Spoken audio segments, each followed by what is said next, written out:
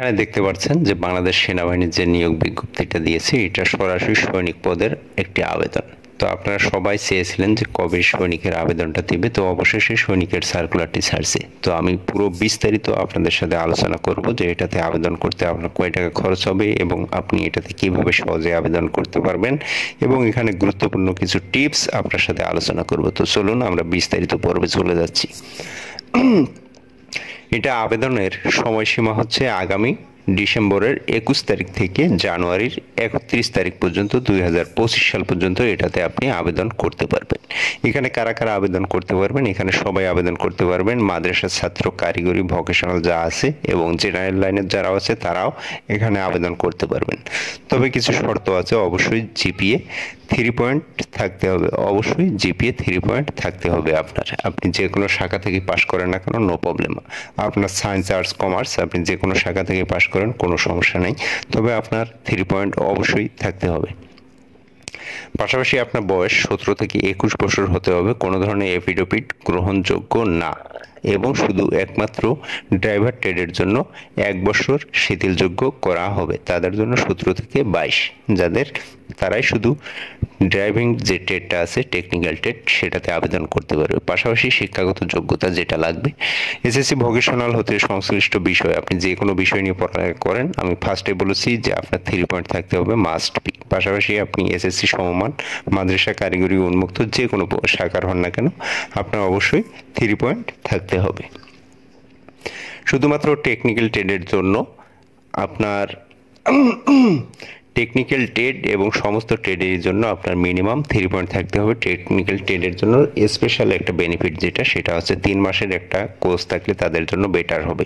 এবং শারীরিক যোগ্যতা, চলুন যে শারীরিক যোগ্যতা আপনার কী কী লাগবে। উচ্চতা, ছেলেদের জন্য উচ্চতা লাগবে 5 ফিট 5 ইঞ্চি এবং মেয়েদের জন্য উচ্চতা লাগবে 5 ফিট 1 ইঞ্চি। পাশাপাশি ওজন লাগবে আপনার 49.90 কেজি, তার মানে আপনি 50 কেজি হলেও চলবে। পাশাপাশি মেয়েদের জন্য লাগবে 47 কেজি। এবং যারা অন্যান্য উপজাতি আছে তাদের জন্য মেয়েদের ক্ষেত্রে লাগবে আপনার 5 ফিট এবং ছেলেদের ক্ষেত্রে লাগবে 5 ফিট 4 ইঞ্চি। মানে সার্কুলারটা একবারে খুবই সহজ করে দিয়েছে। যারা 1 ইঞ্চি 2 ইঞ্চি 100 জন্য বাদ পড়ে যাচ্ছেন তারাও কিন্তু এবার আবেদন করতে পারবেন।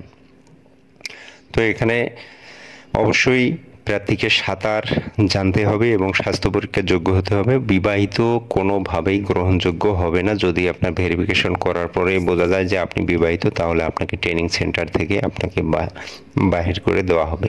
তো এখানে শিক্ষাগত যোগ্যতা যেগুলো লাগবে, মূল সার্টিফিকেট, আপনার মূল সার্টিফিকেটের আপনার সনদপত্র থাকলেও হবে, মার্কশিট থাকলেও হবে, এবং পাশাপাশি এটা ফটোকপি নিয়ে আসতে হবে। এবং মূল সার্টিফিকেট ওখানে পরবর্তীতে দেখালেও হবে, বা ওই সময় যদি আপনি দেখাতে পারেন তাহলে ভালো, না দেখাতে পারলে পরবর্তীতে দেখাতে হবে। সংশ্লিষ্ট শিক্ষা প্রতিষ্ঠান প্রধানের কর্তৃক দেওয়া স্থায়ী ঠিকানা, জন্ম তারিখ এবং এটার একটা এনআইডি কার্ড আমরা যেটা বলি, অবশ্যই সেটা থাকলে আপনার জন্য খুবই ভালো হবে। হ্যাঁ, পাশাপাশি টেকনিক্যাল ট্রেডের জন্য মূল কপি, যদি যারা স্পেশাল কোর্স যদি কেউ করে থাকে তাহলে সে কোর্সের সার্টিফিকেটটা অবশ্যই নিয়ে আসবে। চেয়ারম্যান কর্তৃক আপনার যে জন্মসূত্রের নাগরিক সনদ আছে সেই জিনিসটা লাগবে। এবং পাশাপাশি আপনার অভিভাবক যে আপনাকে বাংলাদেশ সেনাবাহিনীকে দিতে চায় তার একটা সম্মতি সূচক একটা আবেদনপত্র পাওয়া লাগবে। এবং জন্ম নিবন্ধনের সনদ কপি এবং জাতীয় পরিচয়পত্রের সত্যায়িত কপি থাকতে হবে। পিতামাতার স্মার্ট অথবা জাতীয় পরিচয়পত্রের এগুলো সত্যায়িত কপি নিয়ে যেতে হবে। এবং সদ্য তোলা, মানে আপনি লেটেস্ট তুলছেন, পাসপোর্ট 4 ইঞ্চি সাইজের একটা ছবি লাগবে, সাদা কালার। এটা রঙিন হলেও হবে, কিন্তু পোশাকটা একটু ভালো হবে। এবং সাঁতারের জন্য আপনাকে প্রয়োজনীয় পোশাক নিয়ে যেতে হবে। নির্ধারিত যেদিন সাঁতারের দিন বলবো ওই দিন। লিখিত পরীক্ষার জন্য আপনাকে কলম, জ্যামিতি বক্স, পেন্সিল এবং স্কেল, ক্লিপবোর্ড নিয়ে যেতে হবে। তো বন্ধুরা, এই ছিল মূল বিষয়গুলো। তো এর পাশাপাশি যে বিষয়টা আপনাকে খেয়াল করতে হবে, আপনি যখন একটা আবেদন করবেন, যে কোনো কম্পিউটার দোকান থেকে আবেদন করেন না কেন, আপনার মা বাবার আইডি কার্ডের সাথে তাদের নাম এবং আপনার সার্টিফিকেটের নামের সব কিছুর যেন মিল থাকে, এবং ভালোভাবে একটু চেক করে নেবেন যাতে এটা যেন কোনো ধরনের মিসম্যাচ না হয়। অনেকেই দেখা যায় যে 21 তারিখে আবেদন করার জন্য ব্যস্ত হয়ে যায়, যে না, আপনার 21 তারিখে সবাই আবেদন করবে, সার্ভার একটু লোড বেশি নেবে, যার কারণে দেখা যায় যে অনেক ভুল। একবার আবেদন আপনার যাচ্ছে না, আরেকবার ঘ্যাট করে চলে গেছে, কিন্তু আপনার আবেদনে ভুল ছিল। তো এত ব্যস্ত হওয়ার কোনো মানে নেই।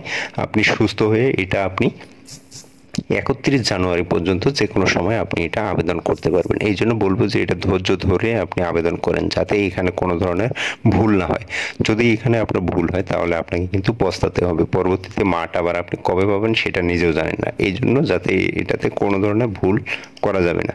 তো বন্ধুরা, এর বাইরেও যদি আপনার কিছু জানার থাকে অবশ্যই ইনবক্সে নক দিবেন অথবা এই ভিডিওতে কমেন্ট করবেন। যদি আপনি ইউটিউব থেকে দেখে থাকেন তাহলে অবশ্যই ইউটিউব চ্যানেলটি সাবস্ক্রাইব করে দেবেন এবং ভিডিওটা শেয়ার করে দেবেন। আর ফেসবুক পেজ থেকে দেখে থাকলে অবশ্যই ফেসবুক পেজটি ফলো করবেন। বিস্তারিত আরও টিপস এবং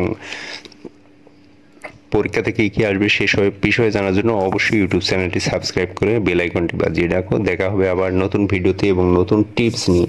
যারা টিপস পেতে চাচ্ছ, সেনাবাহিনীতে খুব সহজে চাকরি নিতে চাচ্ছ, তাদের জন্য আজকের ভিডিওটা। তো সবাই ভালো থাকবেন, সুস্থ থাকবেন। দেখা হবে আবার নতুন ভিডিওতে। আসসালামু আলাইকুম।